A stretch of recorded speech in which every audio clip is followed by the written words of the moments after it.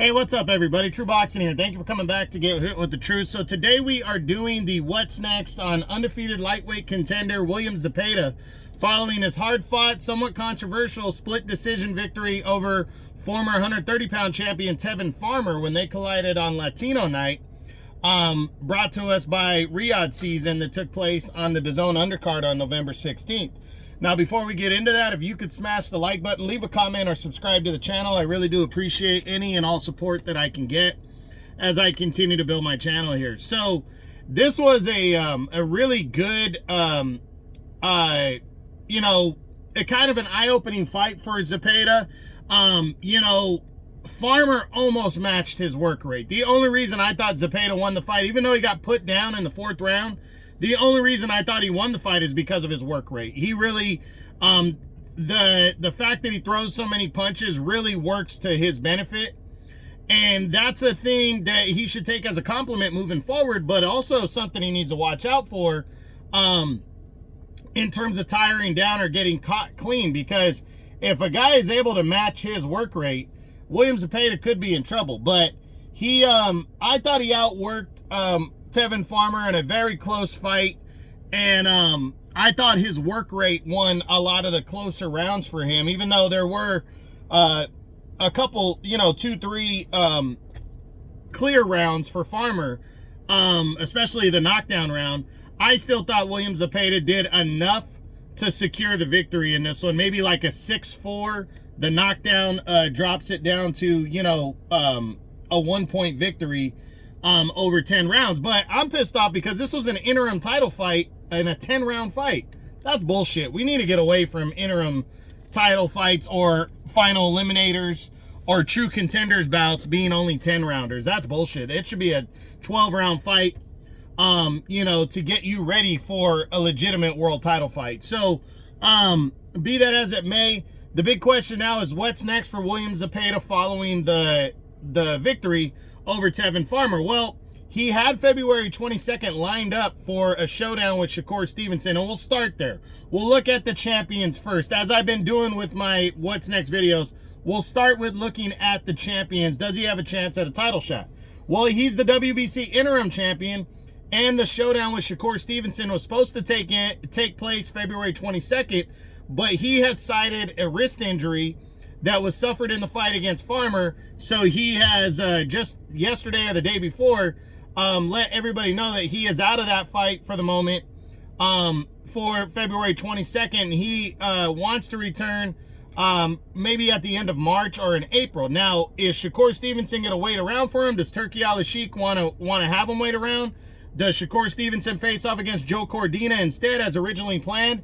It's going to be interesting to see what takes place in that situation right there for both of those guys. I really do believe the WBC could allow Stevenson to take on Cordina, and then William Zepeda come back against another, ranked fighter in the WBC, and then these two collide in the second half of the year for the WBC title. So I think it's possible that Shakur Stevenson could wait around, but I think right now it could be like 50-50, because I'll be honest, this could be Zepeda trying to avoid Stevenson because Stevenson is an even more talented and better fighter than Tevin Farmer.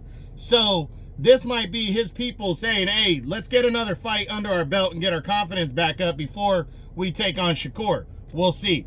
The WBA title, he's the #1 contender there, but we know Gervonta Davis is going to be taking on Lamont Roach Jr., the 130-pound champion, in his next fight.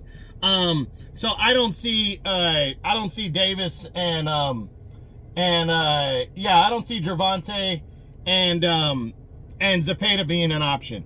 Then the IBF championship. He has officially been dropped by the IBF rankings, and we currently do not have a #1 contender in the IBF anymore.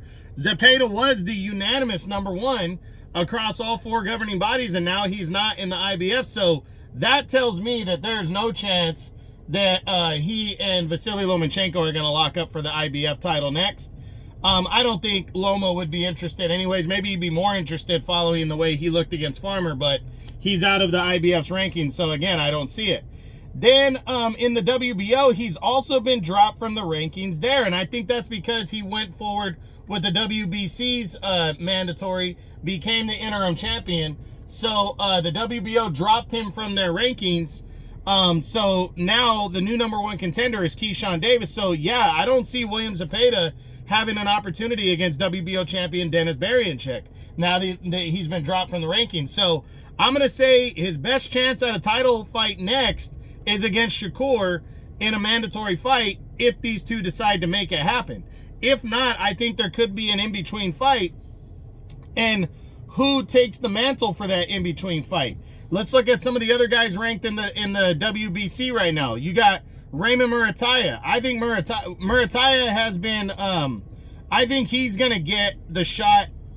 He might be waiting around and probably will get like a mandatory fight or a final eliminator, or he could get the Lomachenko fight. So with these two guys both being undefeated lightweight contenders, I think there's some chance they could lock up, but I think it's more likely that they don't and they go their separate ways. Keyshawn Davis isn't an option. He's going to be going after the WBO belt. He's #1 in the WBO now. Isaac Cruz going other directions with the PBC. I don't think Edwin De Los Santos would want to fight. Andy Cruz would be an interesting one. Zaur Abdullayev, if he doesn't get a final eliminator in the IBF, I think that one makes a lot of sense. Maybe Frank Martin, but he just fought a tough southpaw boxer, so I think he would lean against that one. This Sam Noakes guy has been highly rated recently. He's highly rated. He's #3 in the WBO. So if he doesn't get some kind of a final eliminator in the WBO, I think it's possible Zepeda could get him to fight.